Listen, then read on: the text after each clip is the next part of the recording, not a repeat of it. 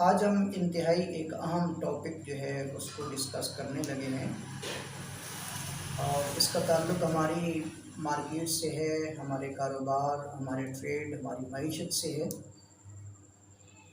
اور اس وقت بڑے افسوس سے یہ بات کرنا پڑتی ہے کہ اس وقت ہماری مارکیٹ کے اندر، خاص طور پر مسلمانوں کی مارکیٹ میں، کاروبار تجارت جس انداز سے کیا جا رہا ہے، معیشت جو ہے وہ جس طریقے سے اس کو حاصل کیا جا رہا ہے، وہ 100% اطمینان کا بخش نہیں، قابل اطمینان نہیں ہے۔ کیوں اس وقت ہماری جو مارکیٹ میں زیادہ تر چیٹنگ، دھوکہ دہی اور اسی طرح مال کا خالص نہ ہونا، بیسیکلی ان باتوں کے پیش نظر تجارت جو ہے وہ کی جاتی ہے، اور تجارت کا ان چیزوں کو حصہ بنا دیا گیا ہے جو کہ بہرحال ایک مسلمان معاشرے کے لیے ذرا بھی موزوں نہیں ہے۔ اور اس سے بڑھ کر ایک اور اہم بات جو ہے وہ یہ ہے کہ اس بات کی پرواہ نہیں کی جاتی کہ ارننگ جو ہے وہ حلال ہے یا حرام۔ آج ہم 4 اہم باتوں کی طرف متوجہ کریں گے تاکہ جتنے بھی تاجر حضرات ہیں، ٹریڈ کرنے والے ہیں، تجارت کرنے والے لوگ ہیں، چاہے وہ جس درجے کا کاروبار کر رہے ہیں، تجارت کر رہے ہیں، ان کے لیے یہ جاننا بہت ضروری ہے۔ یہ 4 چیزیں اگر موجود ہوں اور ان کا خیال رکھا جائے تو یقینی طور پر تجارت کو اور ارننگ کو حلال کیا جا سکتا ہے، اور انہی بنیادوں پر وہ حلال متصور ہوگی۔ اس میں پہلی بات یہ ہے کہ تجارت میں کی جانے والی انویسٹمنٹ وہ حلال کی ہونی چاہیے، یعنی جو کمائی ہے جو اس میں آپ انویسٹ کرنا چاہتے ہیں، اسلامی اصولوں کے مطابق مشارکہ اور مضاربہ کی بنیاد پر، تو وہ حلال ہو۔ اور دوسری بات یہ ہے کہ جس مال کی تجارت آپ کر رہے ہیں وہ مال بھی حلال ہونا چاہیے، یعنی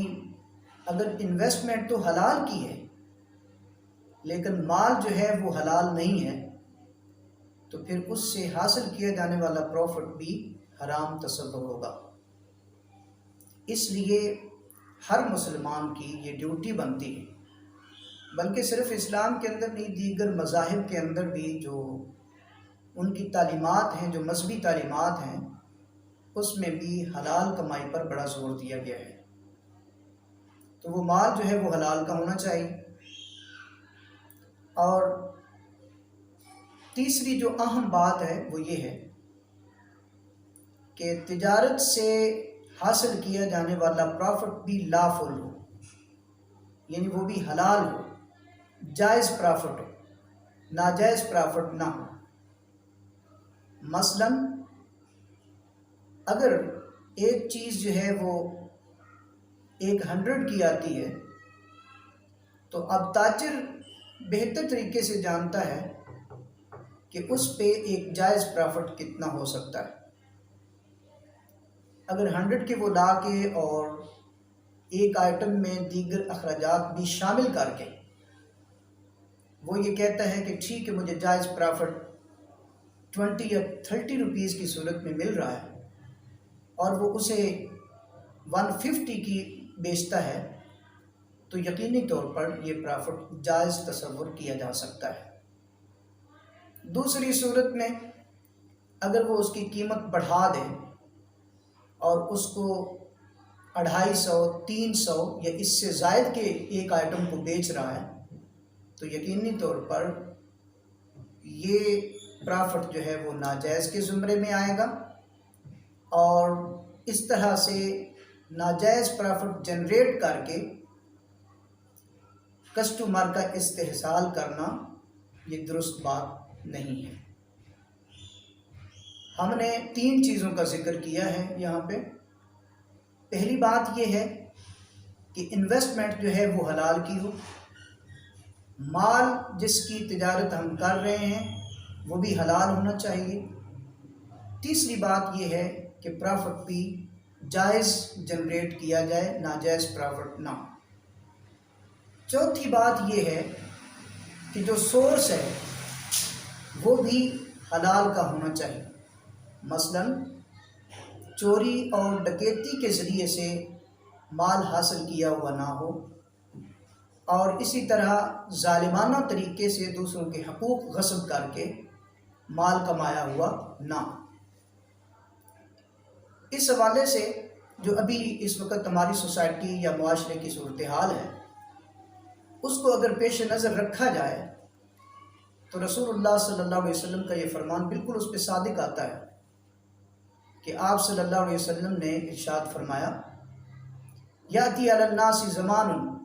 لا یبال المرء ما اخذ من امن الحلال ام من الحرام، کہ ایک زمانہ لوگوں پر آئے گا کہ جس میں وہ یہ پرواہ نہیں کریں گے کہ جو وہ کما رہے ہیں، جو وہ حاصل کر رہے ہیں، آیا کیا وہ حلال ہے یا حرام۔ تو اس وقت جو ہمارا ایک اوورال ایک ٹرینڈ بنتا جا رہا ہے، قرآن اور سنت سے دوری کی وجہ سے، اصل تعلیمات سے دور ہونے کی وجہ سے، وہ یہی ہے کہ مال حاصل کیا جائے، پیسہ زیادہ سے زیادہ حاصل کیا جائے، بینک بیلنس کو بڑھایا جائے، اور اسی طریقے سے بہرحال کسی نہ کسی طریقے سے مال آنا چاہیے۔ وہ نہیں دیکھا جاتا کہ کیا آیا اس کا جو سورس ہے وہ حلال ہے یا حرام۔ ان 4 باتوں کو ہر کمانے والے کے لیے ضروری ہے کہ ان کو پیش نظر رکھے، اور ان 4 باتوں کے پیش نظر ہی وہ تجارت یا اسی طرح ٹریڈ کرے۔ جو اچھے تاجر ہیں، امانت دار، دیانت دار اور سچے تاجر جو ہیں، ان کا مقام اور مرتبہ اللہ کے رسول صلی اللہ علیہ وسلم نے بہت اچھے طریقے سے بڑے واضح انداز سے بیان فرمایا۔ آپ نے فرمایا کہ ایک سچا اور امانت دار تاجر قیامت کے دن انبیاء، صدیقین سچے لوگوں اور اسی طرح شہداء کی صف میں کھڑا ہوگا۔ اور یہاں پر سچے اور امانت دار تاجر کی بات کی گئی ہے کیونکہ ایک تاجر جو ہے وہ جن چیزوں کا ٹریڈ کرتا ہے اس سے لوگوں کی بنیادی ضروریات وابستہ ہوتی ہیں۔ اس میں کھانے پینے کی چیزیں بھی ہو سکتی ہیں، اس میں دیگر ضروریات زندگی بھی ہوتی ہیں۔ اگر فار ایگزامپل ہم یہ دیکھیں کہ ایک تاجر اگر کھانے پینے کی چیزوں میں ملاوٹ کر رہا ہے یا ملاوٹ شدہ مال آگے بیچ رہا ہے تو اس سے لوگوں کی صحت متاثر ہوگی۔ جب ایک ناقص چیز، ناقص راشن اس کا ٹریڈ کیا جائے گا، لوگوں تک پہنچایا جائے گا، تو یقینی طور پر اس سے لوگوں کی صحت متاثر ہوگی۔ اور دیگر جو اشیاء ضرورت ہیں، اگر ان میں اس طرح کی 2 نمبری سے کام لیا جائے، وہ اگر خالص نہ ہوں، وہ 2 نمبر ہوں، اور قسمیں اٹھا کے ان کو اگر 1 نمبر کر کے بیچا جائے تو یہ بھی دراصل ایک چیٹنگ اور دھوکہ ہے، سوسائٹی کو دھوکہ دینے والی بات ہے، جو کہ اخلاقی طور پر بالکل بھی جائز نہیں ہے۔ لہذا آج میں اپنے تمام بالخصوص مسلمان تجار سے، تاجروں سے، ٹریڈر سے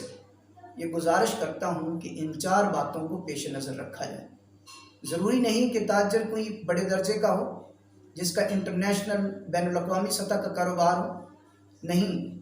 لوکل کاروبار بھی اس میں شامل ہے، اور اسی طرح اگر کسی کی چھوٹی سی شاپ ہے اور وہ کسی طریقے سے بھی ٹریڈ کر رہا ہے تو وہ بھی اس میں شامل ہے۔ ہمیں لازمی ان باتوں کا خیال رکھنا چاہیے۔ جی۔